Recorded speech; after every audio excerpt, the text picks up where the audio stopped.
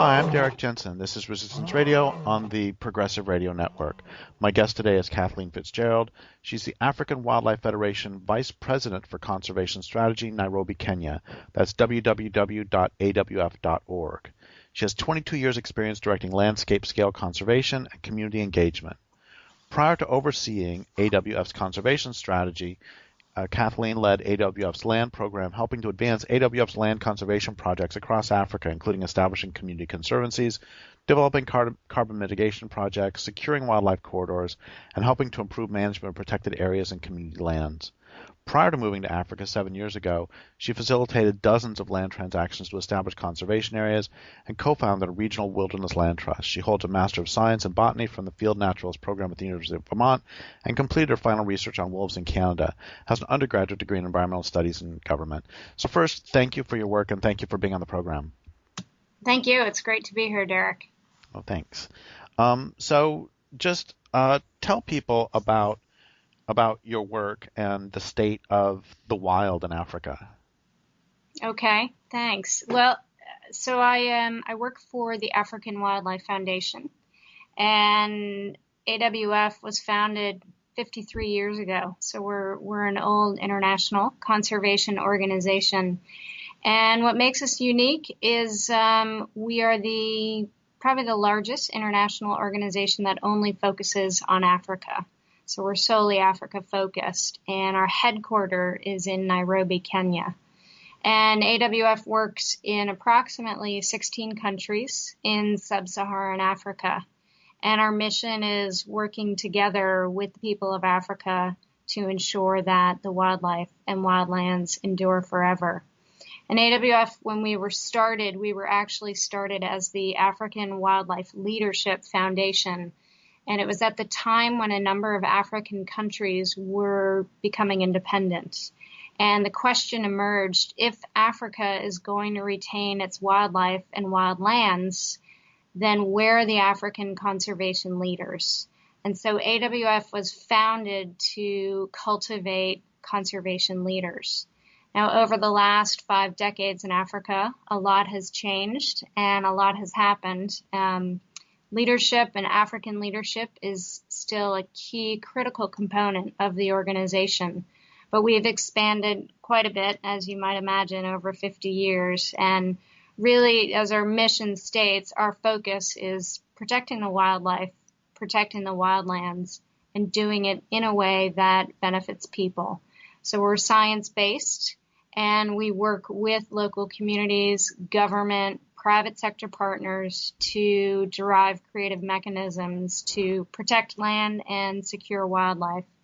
And the reality in Africa is you have high levels of poverty, and most of the rural communities living with wildlife, they suffer from wildlife. You know, elephants are renowned for raiding gardens and farms, and lions are renowned for killing cows. So we work with local communities to make sure that there are mitigation measures to essentially help them live in a positive way with wildlife, because it's critical to the long-term sustainability of wildlife.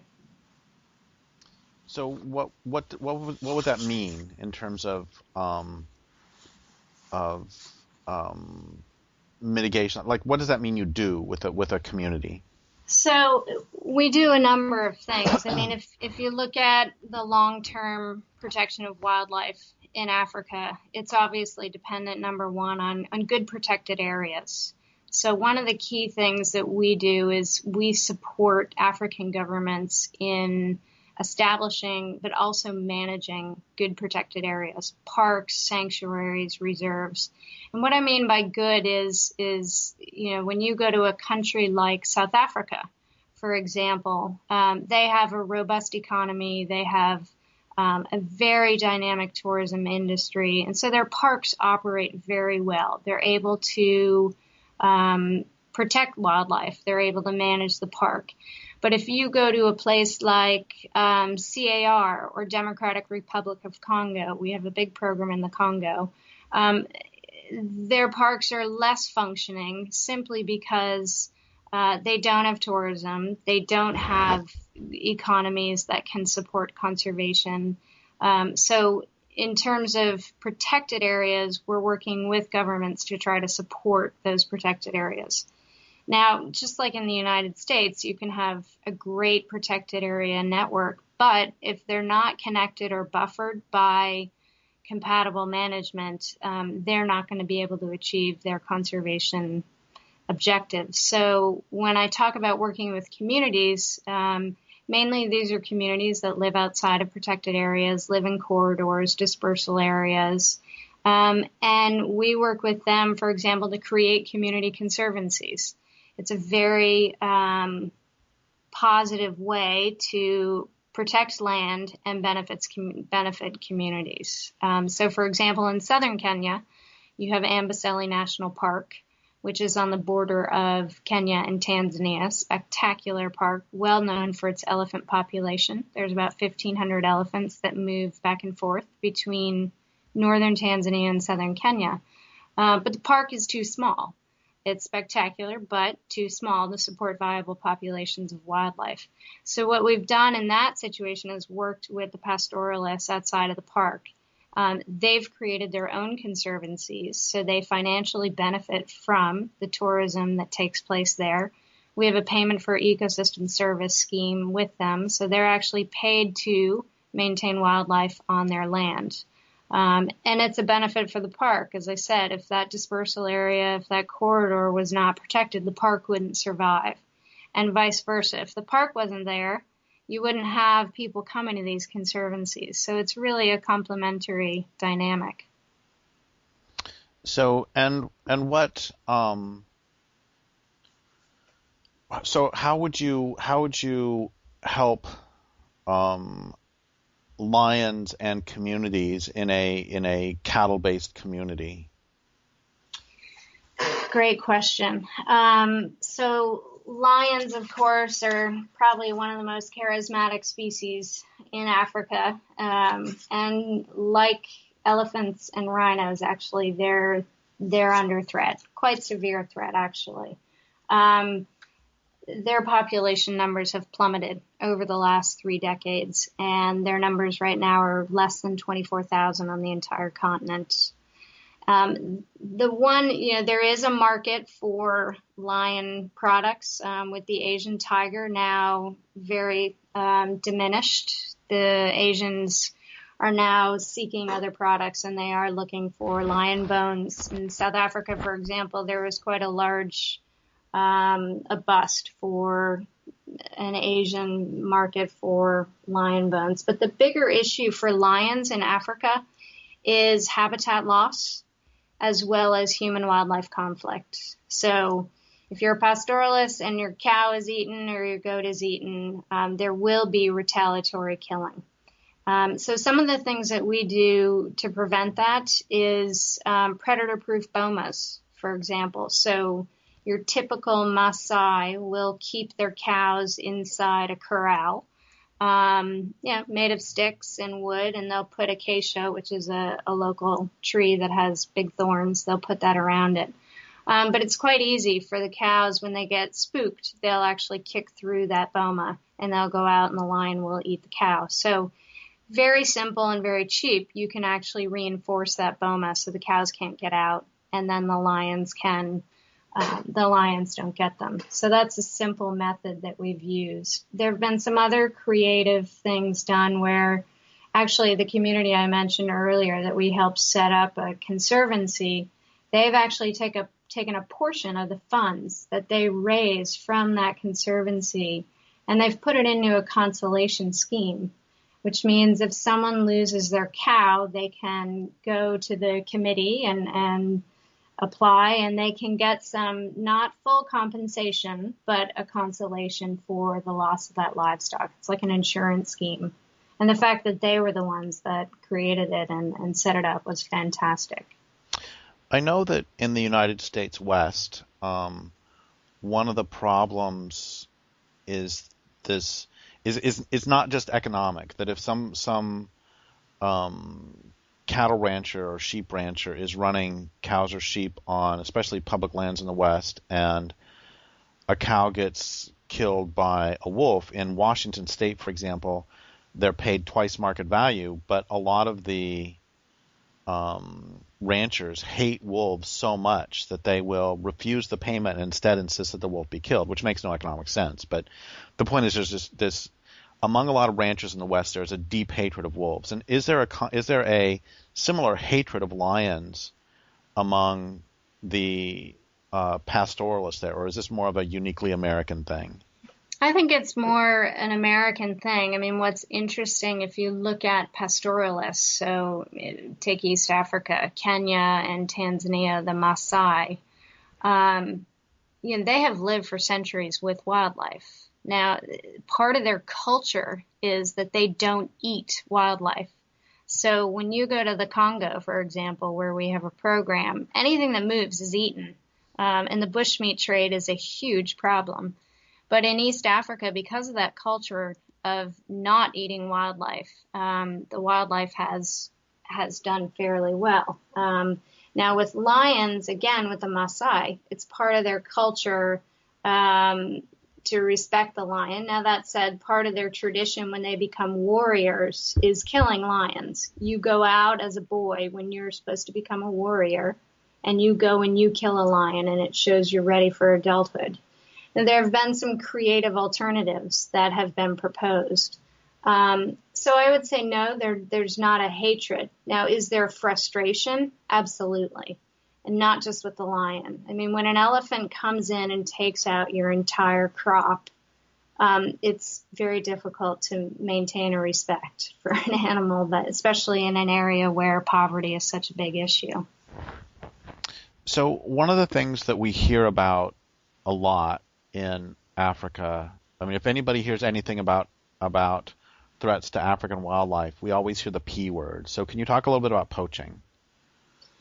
Sure. And I think it's important, some of the issues that we were just speaking about, retaliatory killing. I mentioned habitat loss.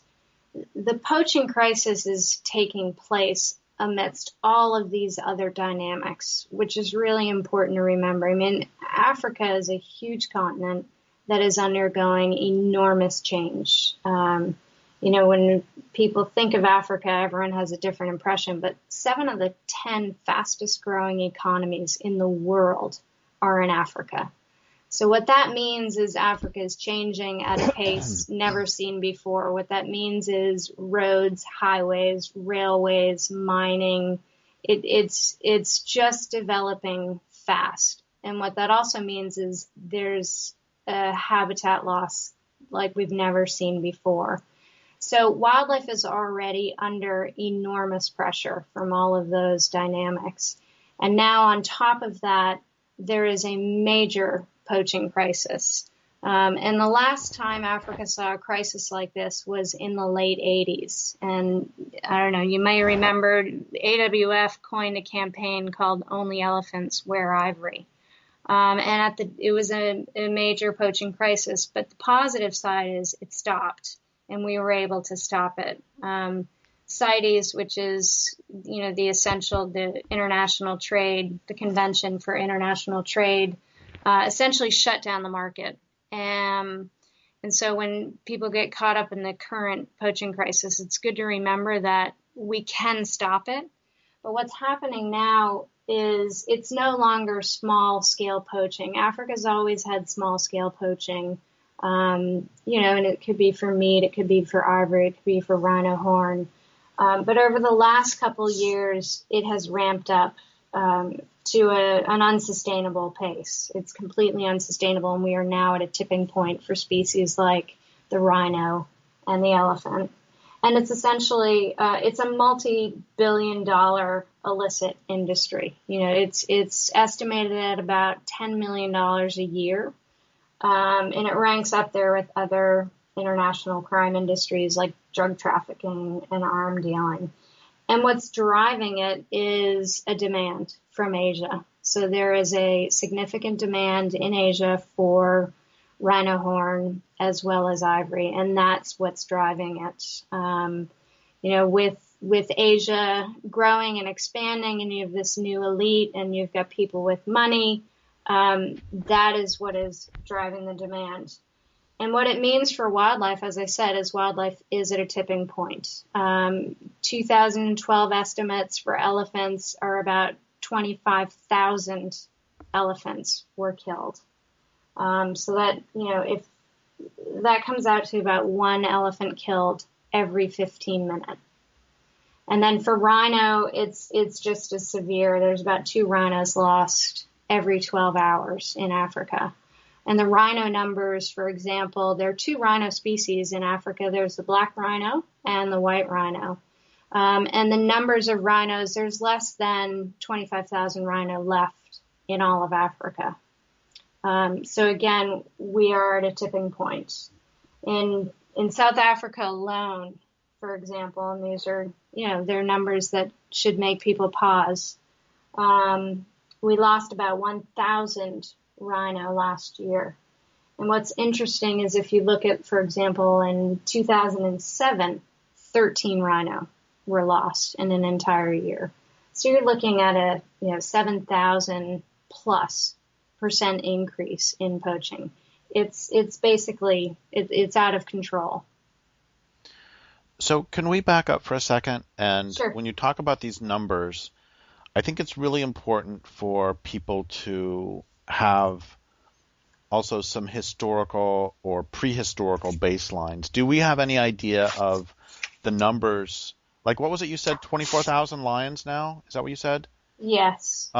So do we have, I know that lions were all the way up into Greece, and I don't know did you know that there were hippos on the Thames, by the way? No, I didn't. Yeah, I just found that out not very long ago, and they were actually killed pre-Roman. They were killed with the advent of agriculture. Very, very interesting to me. But anyway, all right. So do we have any pre-conquest numbers of any of those species you listed? Elephants, rhinos, and lions. Sure.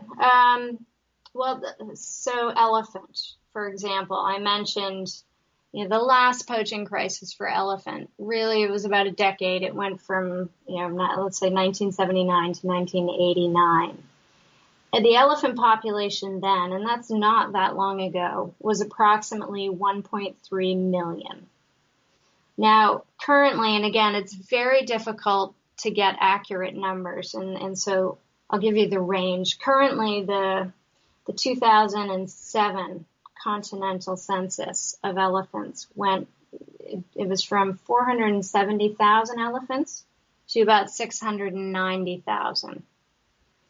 Some recent numbers have come out, and it puts the low at about 420,000 to 650. So again, you've gone from 1989 at 1.3 million to current estimates. If you take the average, it's about 525,000.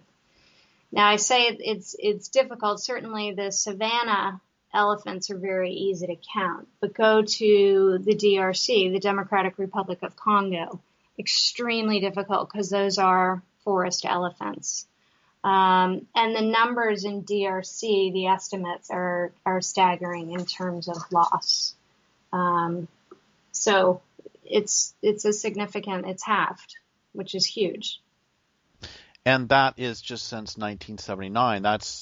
It's like, I just recently read, actually a couple years ago, that songbirds in the eastern United States had collapsed by about, depending on the species, collapsed like 40 to 70% in the last 40 years. Right. And I was freaking out about that until I realized that 40% collapse is after Silent Spring. So that 40% collapse is on top of a previous, 70% collapse or whatever. Right. So the point is that that's really dreadful. And in addition, that 1979 estimate would already be a grossly reduced estimate. Exactly. And again, these are poaching numbers, or these, the loss is more recently. So for example, the 1,000 rhinos killed in South Africa, that's poaching. And as I was saying, add on top of that habitat loss, and you have a severe crisis. Now, I don't want to be all doom and gloom, because I think there are ways that it can be stopped. And again, it was stopped before, so it can stop now. And what we're doing as an organization is really looking at three things. We're looking at stopping the killing, stopping the trafficking, and stopping the demand. Because unless you get all three of those things, it will continue. So when I say stopping the killing, what I'm talking about is your average ranger that's out in the field trying to protect wildlife. Go into a remote park. If it's not well funded, they have bad weapons, not good gear, and they're dealing with poachers now who are very well organized, very well equipped. They don't have a chance. The poachers are 10 steps ahead. So we're trying to equip rangers on the ground. So buying night vision goggles. We helped buy a helicopter for Sabi Sands Reserve, which is on the western side of Kruger National Park, which has been one of the most hardest hit for rhino. Getting uniforms, getting camping equipment, just equipping the guys that are on the ground, frankly, the ones that are risking their lives every day to protect the wildlife. So that's really stopping the killing on the ground. Now, when they succeed and they get an elephant or they get a rhino and again, it's, as I said, it's extremely sophisticated. In South Africa, they're flying in with helicopters, they're dropping to the ground, they're taking the rhino horn, and they're gone. I mean, you have like 5 seconds to deal with these issues. So this is not just this is in no way this is completely different than local people completely driven by poverty to go, eat bushmeat or something. This is an entirely different situation than that. Yeah, you're dealing with ringleaders that it's an organized crime. And that's in part of it, to be honest. So in East Africa recently, you've probably heard there's been a lot of media attention around the terrorism threat from Al-Shabaab, which is a terrorist organization in Somalia. And they've been responsible for a number of instances in Kenya. Now, there's evidence that they are funding their terrorism activity through Ivory. We've just gotten information, the Lord's Resistance Army, which is the infamous Joseph Kony, who operated out of northern Uganda, again, funding terrorist activities through Ivory. It is a valuable product, and they're using it to make money. So, yes, they hire the local guys, but the bottom line, you catch a local guy, there's 100 standing behind him ready to go. It's really the ringleaders that need to be stopped. And that's, when I mentioned the stop the killing, stop the trafficking, stopping the demand. The trafficking is an area. So, for example, you get the horn, you got to get it out of the country somehow. So we're targeting ports and we're targeting airports. We're providing sniffer dogs at airports, for example. They don't have good X-ray screening. So it's when you think about Africa, you've got to think some countries are cash strapped. They don't have sophisticated technology. So it's fairly easy to get things out of some countries. And so we're trying to equip them so that it's not that easy. We're also training judiciary. So let's say best case scenario, you catch a poacher and you throw him in jail. Well, until Kenya recently changed their wildlife policy, you basically got a slap on the wrist, you got a small fine, and you were out. So Kenya's actually increased their penalty, which is great. But we're training judiciary so that they're aware of the laws, that you can prosecute wildlife crimes and they can get a severe punishment. You can actually prosecute on trespassing. You can prosecute on illegal arms. I mean, there are many ways to say to others, this is a serious crime and we're treating it seriously. And there have recently been some good prosecutions. A Thai man, for example, in South Africa was recently prosecuted for 40 years. That sends the right message. And lastly is the demand. I mean, people are buying it. The price is driving the killing. And so what we're doing, we've partnered with a great organization called Wild Aid, and we're doing public service announcements all over China, Vietnam. Vietnam is the #1 consumer of rhino horn, and essentially saying if the buying stops, the killing can too. And we've had great partnerships with celebrities from China, from Vietnam. So Yao Ming, who's a famous basketball player who people might know because he was instrumental in the shark fin soup campaign, he's joined the campaign. Jackie Chan has done a number of public service announcements. And the bottom line is just making people aware. And what we found was in the surveys that we've done is that most Chinese are unaware that it's illegal.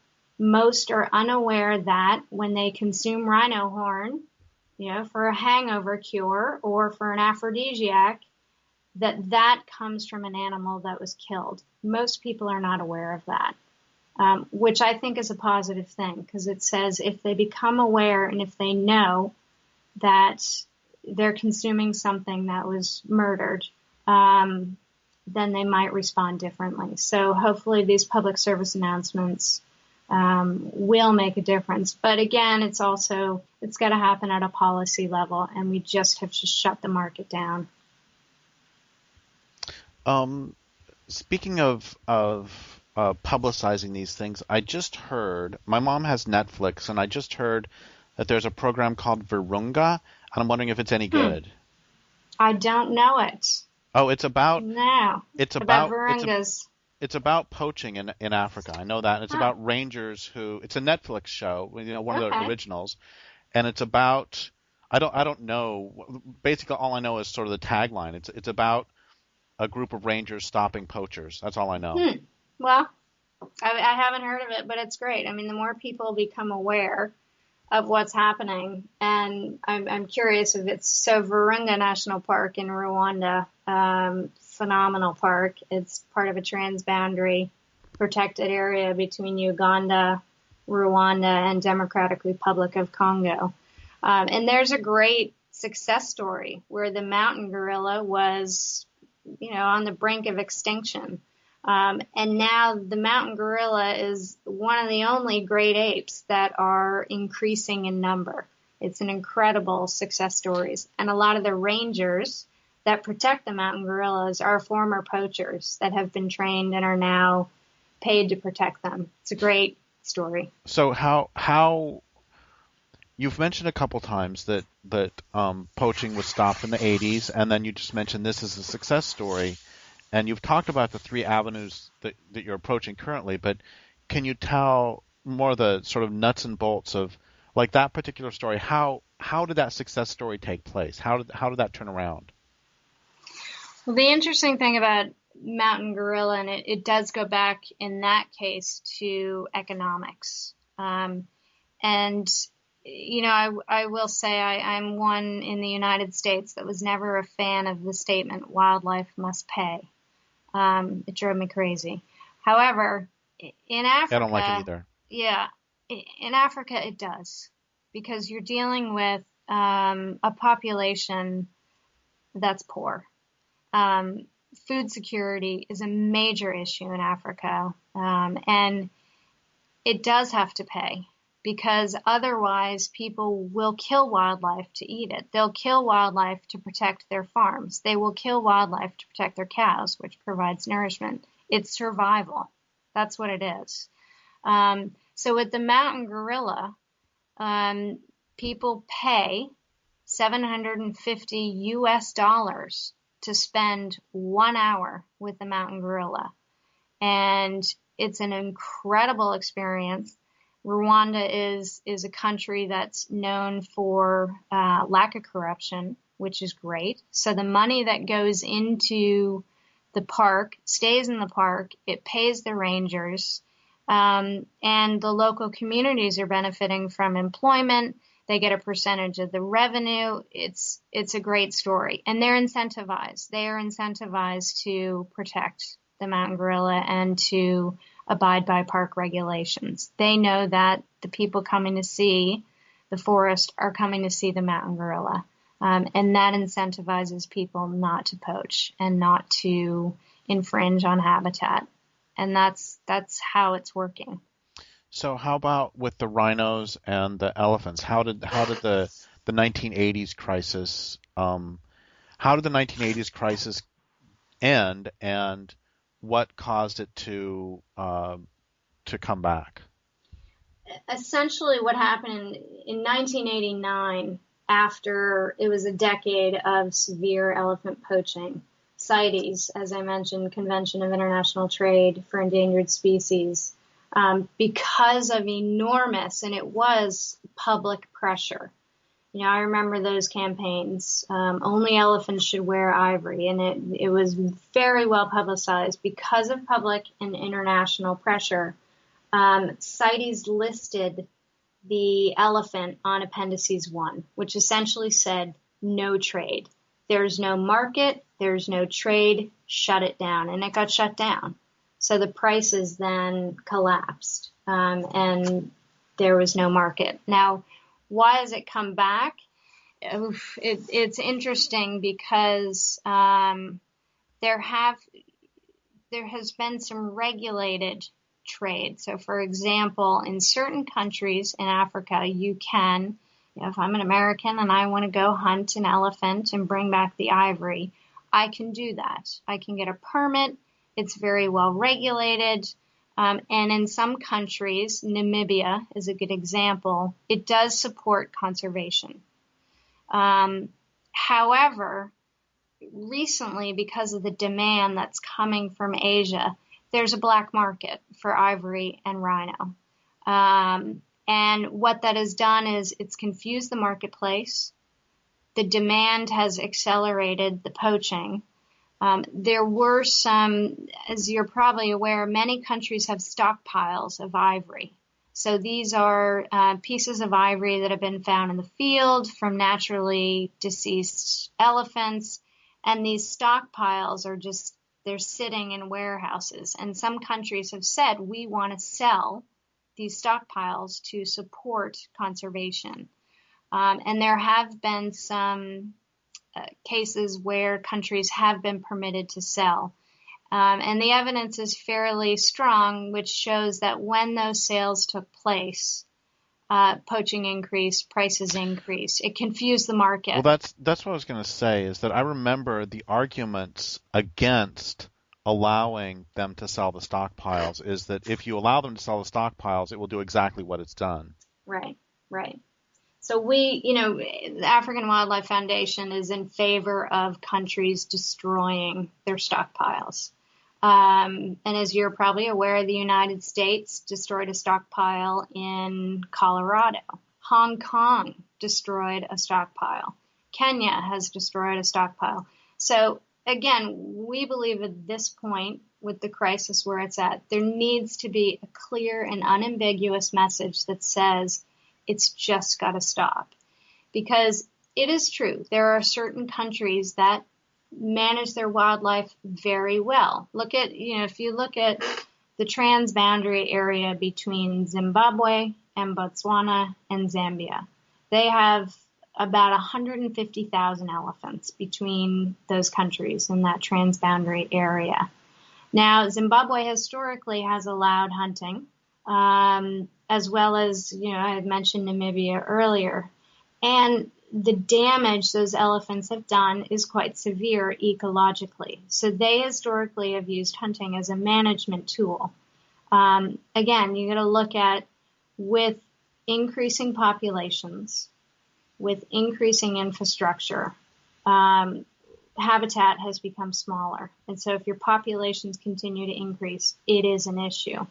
However, at this time, again, if you allow that in one place and not in the other, the consumer does not know the difference, nor will they. So we're saying it's just got to stop until we can put in mechanisms that can ensure that things are regulated, that there is no corruption in the wildlife trade and trafficking. It has to stop.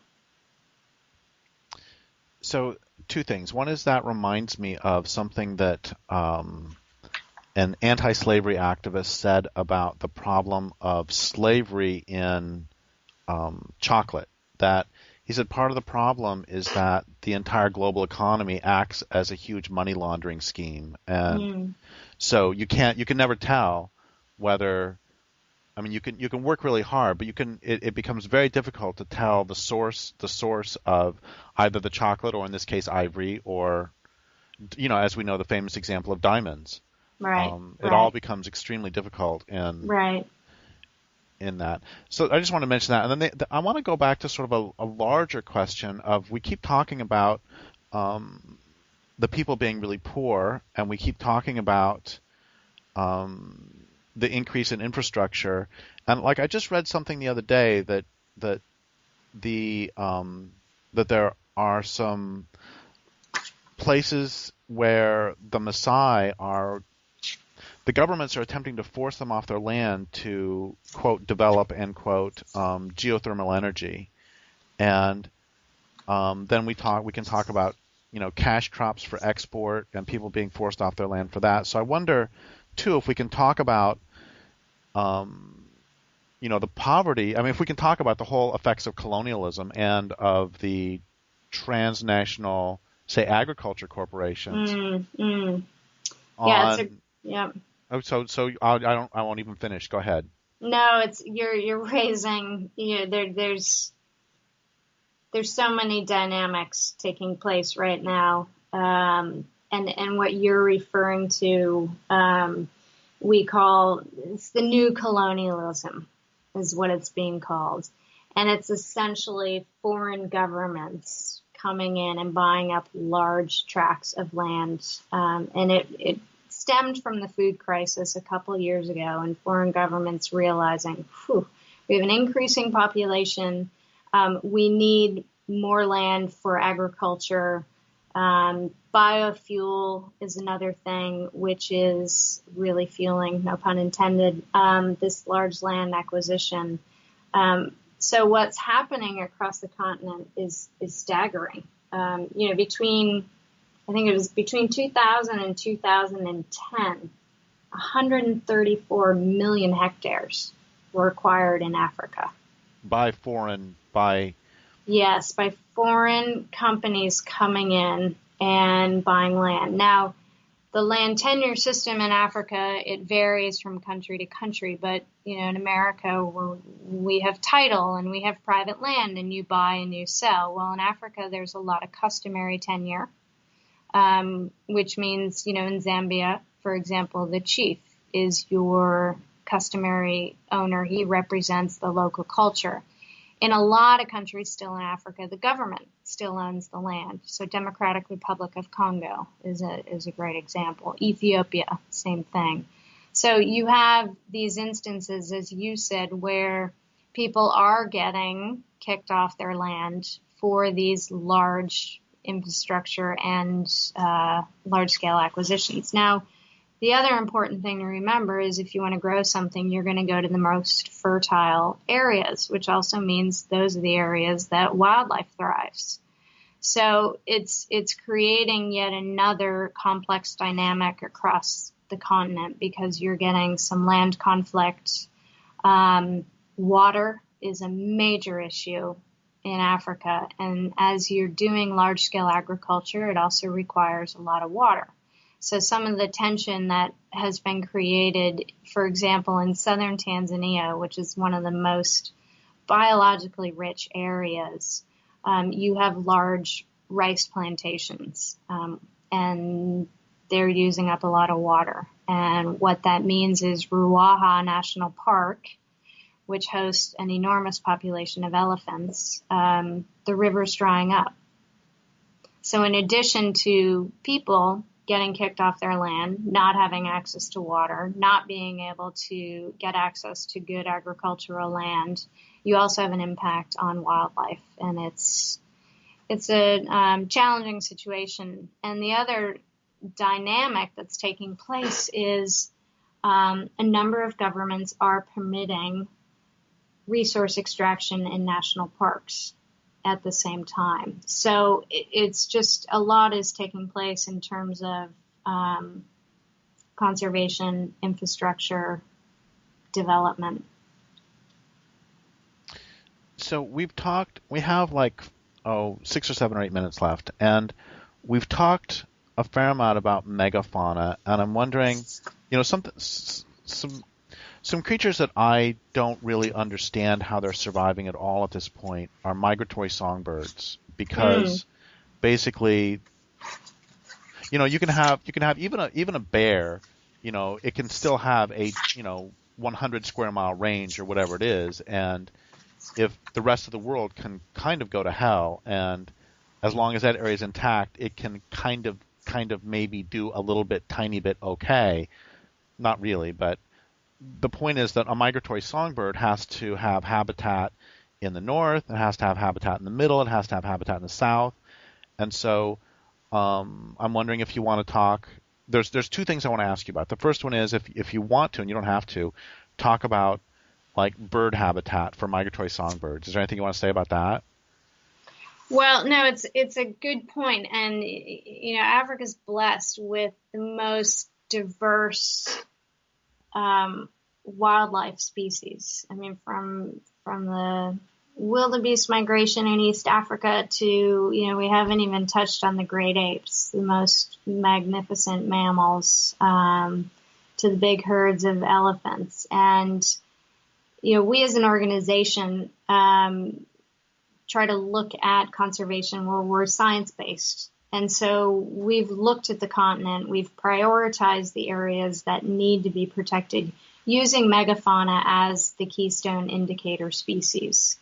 And also we look at a Pan-African view. So we're looking at East Central, West, and Southern Africa. So there are smaller species, there are bird species. While we don't prioritize them, we believe that if you capture enough habitat for these large megafauna, you will in turn capture, maybe 80% of those other species. So the next thing is, I was talking to somebody a couple of weeks ago about biofuels and the harm caused by them.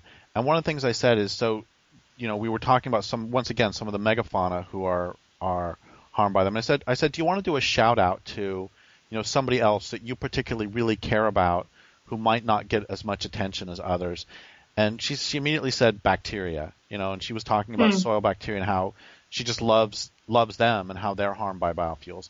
So I'm wondering if there's a kind of like, I think about this a lot in terms of like the Vietnam War Memorial, or just, a registry of those who are in trouble. So I'm wondering if there's, in addition to these megafauna, if there's, some particular plant or animal or bacteria, for that matter, that you just love for whatever reason. Like I really love newts, and I really love salmon too.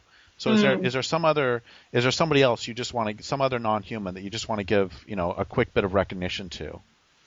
Well, we've got so many exciting new programs, but one of the ones that I'm most excited about is we've just started a conservation program in Ethiopia, and the Highlands. And when you were speaking about soil, I was thinking about Ethiopia because 97% of the highlands of Ethiopia are under cultivation. And we're working in a park called the Simien Mountain National Park, which is probably one of the most spectacular landscapes in the world. And I did my research when I was in graduate school on wolves, and the Simiens is home to the Ethiopian wolf, which is one of the rarest. It is the rarest of all canids. And there's about 450 individuals left in Ethiopia, most endangered carnivore in Africa. So we're working in this park, which is really a spectacular place, and hoping to save a safe haven for the Ethiopian wolf. So it's a small wolf. It's similar in size to the red wolf of the United States, but really a special mammal and very threatened. So if you I don't know how much you know about my work, but I don't have a problem with doom and gloom as such. I think we need to face the seriousness of the situation. But having said that, what would you, in recognition of the direness of the situation, what would you see as a reasonably your most positive, somewhat realistic environmental outcome over the next 5 to 10 years? Well, what would you hope for? What I would hope for in the short term, we've got to stop the poaching. It just has to stop. So that's one. What we're trying to do across the continent is push an agenda for Africa. So I've mentioned before that the continent is changing and it's growing, and we're not opposed to that. But there's a way that it can grow without sacrificing its wildlife and wildlands. And I don't think that's, a unrealistic scenario. So what we're trying to do is really work with governments to make sure that they're properly planning so that they can keep big wild places as part of their country, so they can keep that natural heritage while simultaneously growing. And for some countries, they recognize it's critical. South Africa, for example, if you look at just the economics around it, they generate a significant amount of revenue from tourism. So that's important. Other countries are recognizing ecosystem services, the value of big wild places for water, for clean air, etc. So I don't think it's unrealistic, and I'm optimistic that we can work with governments to plan well so that we can maintain big wild places, do it in a way where local communities can benefit, and provide enough space for wildlife to survive. I think we can do that. So two things. One of them is that I misspoke in the introduction and called it the African Wildlife Federation. I want to be really clear. You corrected me, and it was the African Wildlife Foundation. I want to make sure people know that. Thank you. And the second thing the final thing I want to say or ask is, so most of the listeners to this radio program are in North America. What can people do who are, I guess, not in Africa, who are listening to this? What can people do how can they help? Well, lots of ways. I mean, I think one is becoming aware, which by listening to your show, they're starting to do, which is great. So be aware of what's happening in Africa. Two, it's important for consumers to be aware that, when they're buying wildlife products, be it Ivory or any of the wildlife products, the burden is on them to do the research and to understand where it's coming from and the ramifications. And I think that's very important. Certainly, AWF is a membership organization. Join AWF, learn about what we're doing, get involved. And also in the United States has been a leader in raising awareness of these issues. Obama has done a number of things in the last year around the poaching crisis. Hillary Clinton has raised this issue. And so get involved in the United States in terms of, the United States was one of the biggest consumers of ivory. And so there are ways to get involved in the United States in terms of the impact on Africa. So be aware and get involved. Well, thank you so much. And thank you for being on the program. Thank you for your work. And I would like to thank listeners for listening. My guest today has been Kathleen Fitzgerald. This is Derrick Jensen for Resistance Radio on the Progressive Radio Network.